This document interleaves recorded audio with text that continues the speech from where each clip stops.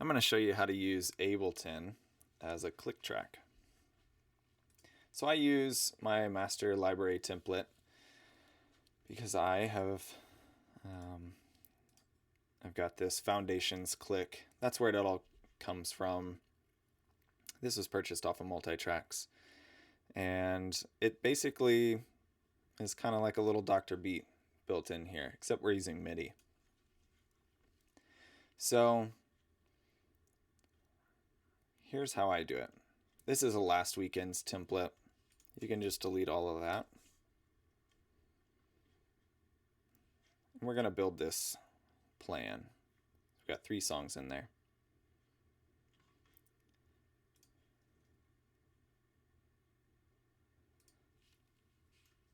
Make one quick change that I forgot to make. So we're going to copy Graves in the Gardens because it's already in our template, already in this tracks library. So we'll copy, Command C, Command V. There's one of them. Now we've got When You Walk Into the Room. It's also in the library. I do this because it all just kind of saves me a little bit of time. It's already built basically. Copy.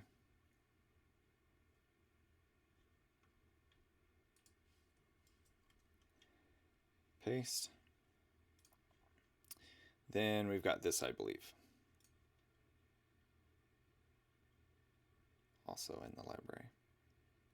I'll show you how to make one that's not in the library as well.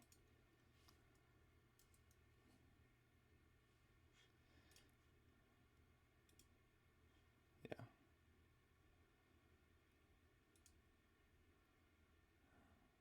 I'm not sure. We've got number 1 in here. Typically we do number 2 though.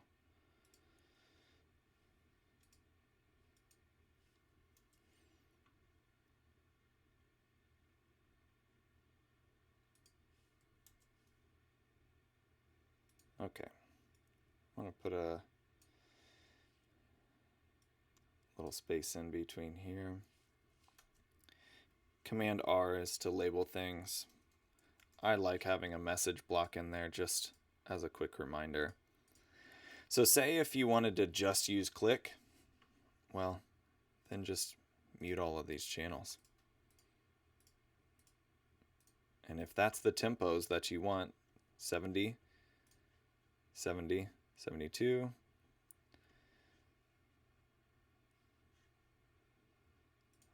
I'm not sure. So we've got a discrepancy here.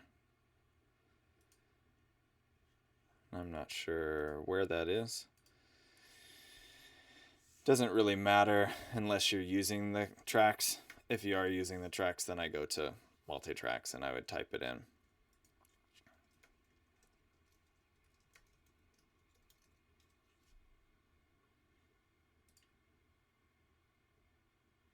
Yeah.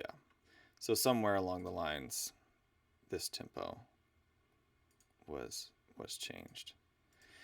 We won't worry about that for now though. So now, I mean, we're ready to go. You can just hit that and we're ready.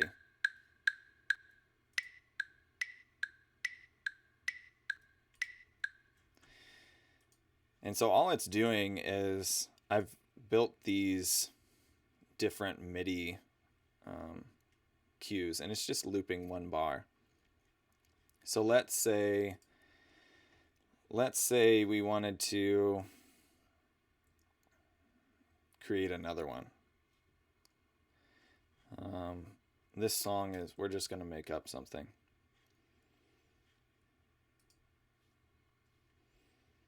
How about, we'll pretend, I'll just grab something from down here. Goodness of God. All right, 63 beats per minute, 4/4. We'll just call it that. So Command R.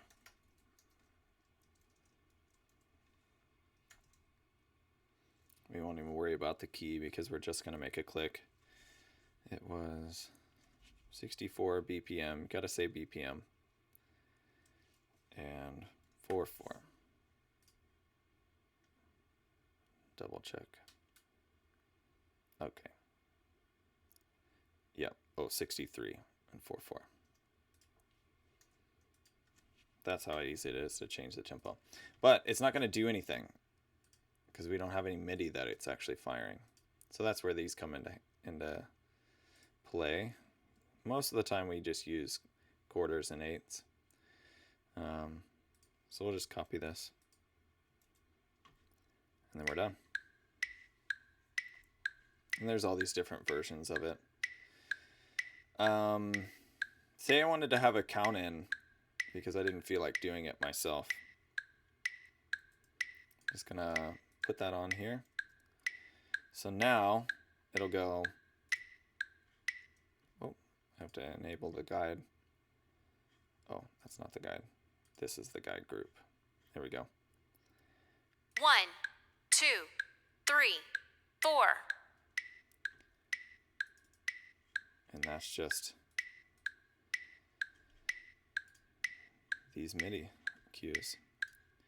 So if I wanted to change that, say I wanted to make it a little bit faster. 1, 2, 3, and notice how, 4. because I typed in BPM and I typed in the time signature, it updated it up here. So if I fire another one, 2, 3, updates up here. 4. Because this is kind of the Ableton global BPM. There's also a metronome on board. I prefer to use the MIDI, these MIDI cues. And they're already built. That way I have a fader where I can adjust and I can send it out, whatever channel I want to send it out. So that's pretty much it. That's how I use Ableton as a MIDI or as a click track.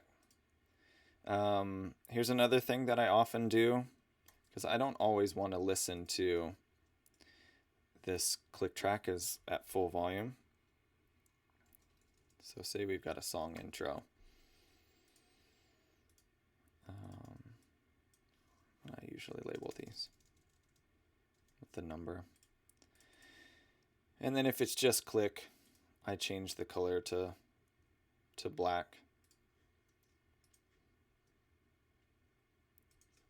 And I delete it. That's especially important if these channels were live. Because they're all muted, it really doesn't matter. But if these channels were live, you just don't want any tracks in there. So I've got this in there, and it's just click 1, 2, and 3. guide. So I want to take that out. But I don't want to listen to it at full volume. So I'm going to go down to these envelopes. I'm going to make sure that it's on mixer, because there's a lot of options. Mixer, track volume, and we pretty much just leave it at -5. But a lot of times for preaching, while the pastor's up talking, I'll dip it down about another 5 dB. So that when we come up and we're playing underneath their prayer, it's a little quieter, and then when the song starts, 1, 2, it just bumps up. 3, so what I'm doing is 4. just automating. You can see I'm just automating this fader. So then when I go there, it bumps 2, up to 5. 3, 4. So that's pretty much all the little tricks that I use for the click. This is pretty much, I just set it. It's been the same forever, so I haven't touched it. It seems to be working. I do have a little bit of EQ on there and a little bit of reverb, especially on the guide. Just helps it pop out a little bit. But that's for another day. This is how we do clicks in Ableton.